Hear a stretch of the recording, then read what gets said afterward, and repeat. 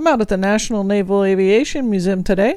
Lucky enough to have a DoD pass, but it is now open to the public, so anybody can come on in. You will have to have ID and access through the West Gate on Blue Angel Parkway.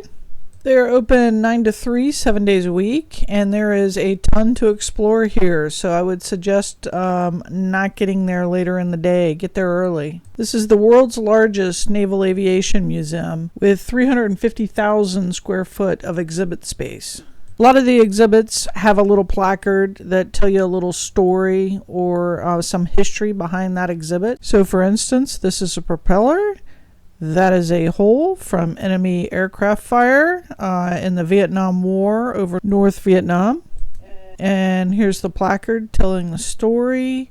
And then down at the bottom, we have the pilot's windshield. He did survive. He didn't even realize that the propeller had been hit until after he landed on the aircraft carrier. I thought this was pretty unique. These guys kept track of their bombing missions and all sorts of records on their refrigerator. Which also happened to have shrapnel in it from a Japanese plane in 1945 from the USS Saratoga. There's a placard that explains how this refrigerator got passed around and how it actually ended up in the museum. Here's a Japanese fighter plane, and it had a poem etched in the side of its metal back by the fuselage. Though my life may end over the South Pacific Ocean, my thoughts turn to many springs gone by and those yet to come. On to a different subject, the museum does have quite a few simulators. It is free to get into the museum, but you can purchase tickets to get in these simulators. I saw a younger girl and what was probably her grandfather in this one, and then I could hear her scream a little bit. From what I understand, the people inside the simulator actually control it. There's a nice little exhibit about this young man's career. You might recognize him. And there's another photo, just in case you didn't recognize him from the earlier photo. I just loved all the artwork on the planes. And if you're wondering why you haven't seen any Blue Angels yet, well, they get saved for last. This is Pensacola.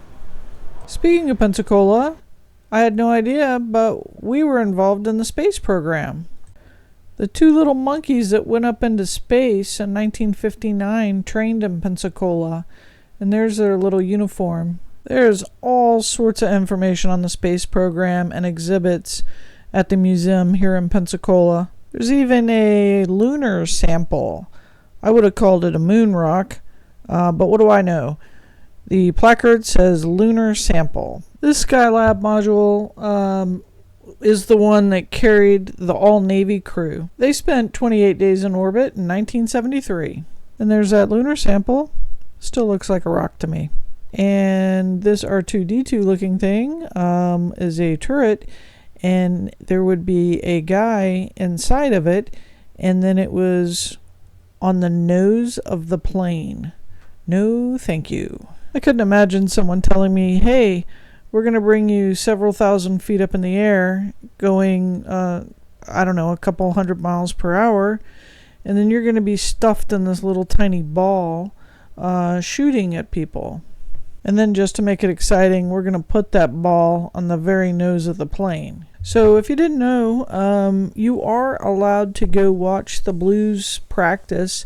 Their schedule is on the website. Just check the Blue Angels website. And they practice right behind this museum. It is absolutely amazing. I went before the public was actually allowed back on base, so it wasn't too crowded. It was a couple hundred people.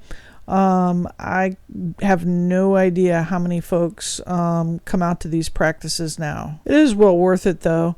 And the lighthouse is actually across the street. And they sell tickets, and you can go up in the lighthouse and watch the show. They allow 15 people up there, and it is absolutely incredible, especially when the Blues buzz the lighthouse.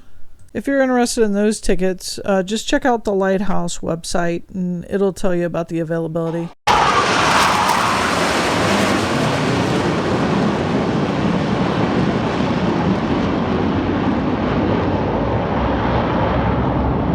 And there's the Blue Angels. You can get in those little cockpits, by the way. And then there's the Blue Angels center stage of the museum. Thanks for watching, and whether you're a local or visiting the area, I definitely suggest the Naval Aviation Museum.